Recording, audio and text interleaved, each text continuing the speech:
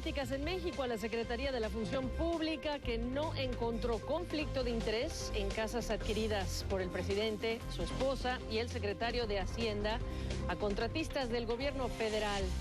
Los funcionarios se disculpan por interpretaciones, dicen, pero políticos y analistas quieren una investigación independiente.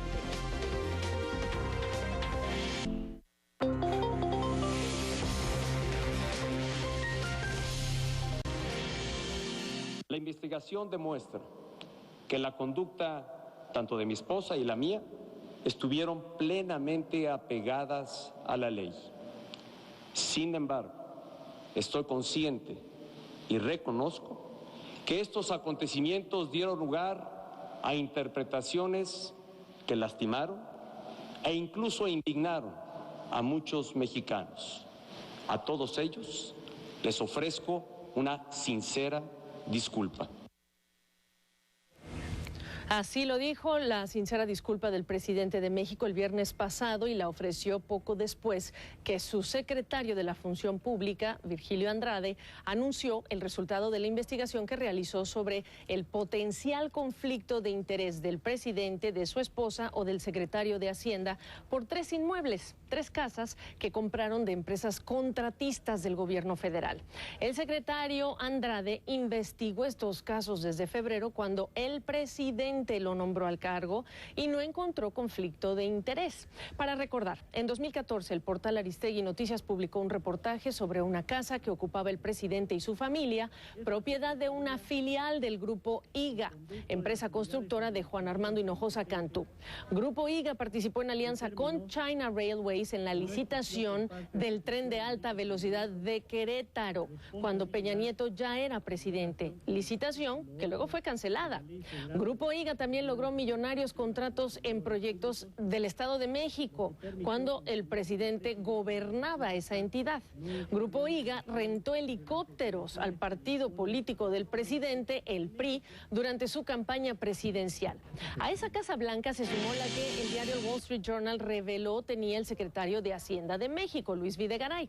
La Casa Blanca, esta otra, de Malinalco, que Videgaray compró de la empresa de bienes raíces H&G, propiedad de un empresario beneficiado con importantes contratos de obra pública.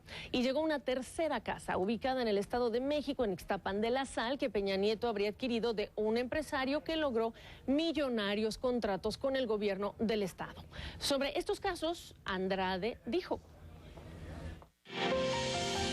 no existe conflicto de interés, ya que ni el licenciado Enrique Peña Nieto ni el doctor Luis Videgaray Caso incurrieron en alguna acción parcial relacionada con las atribuciones legales que les corresponden, ni participaron de forma alguna en los contratos celebrados con el gobierno federal.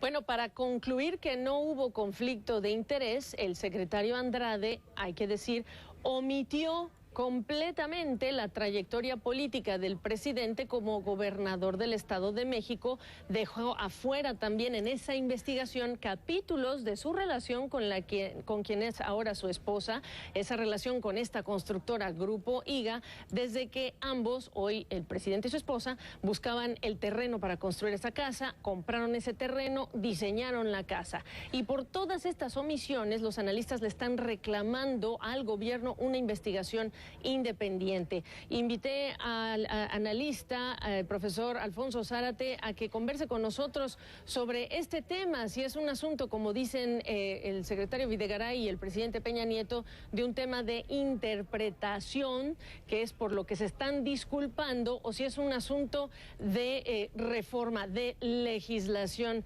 Alfonso Zárate, bienvenido. Y bueno, ¿qué hacer con esa disculpa y la interpretación? ¿Cómo estás? ¿Qué tal, Gaby? Buenas tardes. Lo primero que quiero decir es que este tema de las casas, de la casa de Enrique Peña Nieto en un club de golf en Ixtapan de la Sal, o la casa de su esposa en Las Lomas, o la casa del secretario de Hacienda en Malinalco, en mi opinión son solamente botones de muestra, pequeñas expresiones de un fenómeno muy delicado, muy grave que se experimenta en nuestro país. Ya sabemos que la corrupción ha sido un tema prácticamente de todos los tiempos, de todas las épocas. Hay testimonios en el siglo XIX, en el XX, de la manera en que gobernantes han aprovechado el poder para enriquecerse. Sin embargo, yo creo que en este caso, la investigación del secretario de la Función Pública, de Virgilio Andrade, es, no obstante su carácter predecible, es una conclusión que genera mucha irritación, mucha molestia, porque el argumento es muy estrecho, el argumento es estrictamente en función de la ley. Como dice Virgilio Andrade, el señor Peña Nieto no era presidente de la República en el momento de la adquisición de la casa en Ixtapan de la Sal, no hay conflicto de interés. No era presidente de la República, era gobernador del Estado de México. Y en el caso de Videgaray, tampoco era miembro del gabinete, no era secretario de Hacienda, pero sí era parte del grupo de transición que iba a llegar a la presidencia de la República y se sabía que iba a ocupar una posición clave dentro del gabinete. Así que, desde un punto de vista muy estrecho, estrictamente jurídico, en efecto, quienes han sido señalados se encontraban en una especie de limbo legal, en donde no eran imputables. Pero hay que decir que este tema es un tema que rebasa la legislación para convertirse en un tema de ética política. Claro. Y que en un país que invoca tantas veces a Benito Juárez, quien llamaba a los funcionarios a vivir con la modesta medianía que le daban sus saberes, estas casas fastuosas generan una enorme irritación y sobre todo la vinculación de estas casas con un grupo de contratistas pequeños, el grupo OHL, el grupo IGA, el grupo Hermes, las empresas de San Román, que han sido, como lo decías antes, enormemente beneficiadas por contratos. Primero en el gobierno de Arturo Montiel, después en el gobierno de Peña y ahora en el gobierno federal. Ahora, desafortunadamente para la sociedad mexicana que se muestra indignada, porque eso es lo que yo he recogido en los últimos días que estuve por allá por México, es simplemente esperada en términos del resultado de esta investigación. Mi pregunta para ti es: ¿qué habrías esperado que fuera distinto cuando la legislación mexicana no parece ser muy clara en lo que es el tema de conflicto de interés y al final del día el secretario de la Función Pública es nombrado por el presidente Peña Nieto, que en el caso del gobierno federal no es el único caso exclusivo en el que será el auditor o el juez o el investigador, pues es nombrado por un gobernante? El caso no nada más es en el gobierno federal, es en los gobiernos estatales. Así es, yo creo que estas dependencias, como es la Secretaría de la Función Pública, han servido solamente de tapaderas a los negocios de los funcionarios de gobierno. Es decir, que en vez de cumplir con su función, al final de cuentas lo que hacen es tapar los indicios y ofrecer este tipo de conclusiones. Lo mismo ocurrió con Vicente Fox. Yo recuerdo que en ese momento lo que era la Secretaría de la Función Pública había planteado que iban a meter a la cárcel a los corruptos. Uno solo de los corruptos del gobierno anterior entró a la cárcel, nadie absolutamente. ¿Y qué podríamos esperar? Yo diría que lo que debía esperarse es, por una parte, el que haya una reforma a esta ley y a otras leyes anticorrupción, de tal manera que no dejen estos resquicios que hoy le favorecen a los gobernadores, a los presidentes municipales, que saben que pueden adquirir estas ventajas en el momento de transición o después de ser gobernadores. Y lo segundo, yo creo que el presidente tendría que inhabilitar a estas constructoras y decirles que no van a participar más en estas licitaciones en donde se están llevando miles de millones de pesos. Esperaría investigación para los servidores públicos que otorgan estos contratos y para las empresas constructoras de este grupo de amigos que se han beneficiado enormemente de la corrupción en los gobiernos del Estado de México y federal.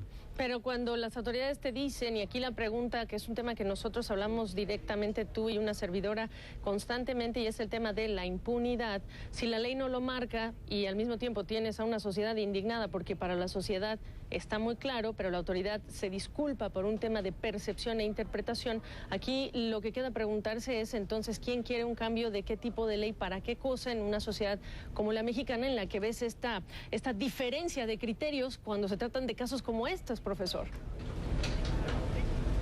Claro, y el otro problema es que los factores que debieran ser de equilibrio, es decir, estoy pensando en el Congreso de la Unión, en la lógica de Montesquieu, que el poder controle al poder.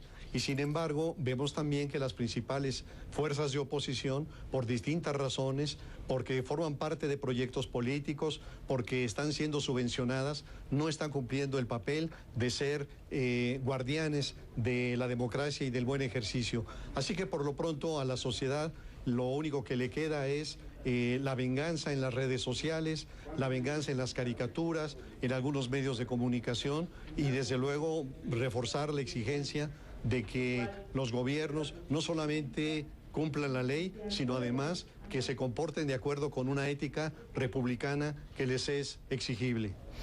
Bueno, pues nos quedamos con esa idea. Alfonso Zárate, profesor desde la Ciudad de México, muchas gracias por esta oportunidad. Gracias a ti, Gaby. Buenas tardes. Buenas tardes.